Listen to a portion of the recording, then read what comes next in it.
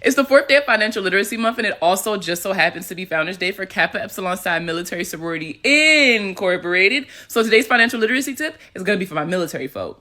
Let's talk about the Servicemember Civil Relief Act, or the SCRA.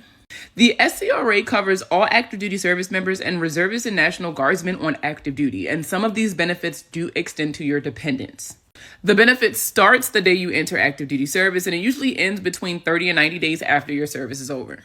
When it comes to the SCRA, there are protections and then there are benefits. When it comes to protections, they offer things like if your stuff is in a storage facility, they cannot sell your belongings without a court order. You can't be taken to court for civil proceedings, or if you are taken to court, you get an extended period of time to respond due to the fact of your military service. And yeah, they check. It stops foreclosures without a court order.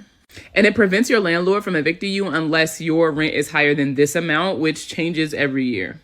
Now, as far as benefits go, there are a lot of benefits to the SCRA, and some of these extend to your spouse or dependents. This is what allows you to terminate your contracts with like the telephone company or the cable company using that military clause. That's this. It also lets you keep your phone number if you're PCSing for less than 3 years and you have to cancel your service.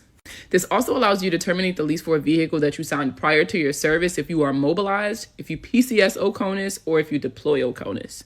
If you are PCSing or if you are deploying for greater than 90 days, this also allows you to terminate your housing lease. For your spouse, this allows your spouse to claim your home of record for tax purposes. This limits all interest rates to any debt that you had prior to your service to 6%.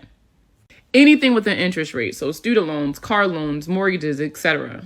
Now, this is something that you will have to invoke. So you have to call each individual company and they may ask you for support and documentation. And some of these people will let you do it even if you got the debt while you were on active service. And a lot of times all they require is a statement of service signed by your commander saying, yeah, this person's in the military.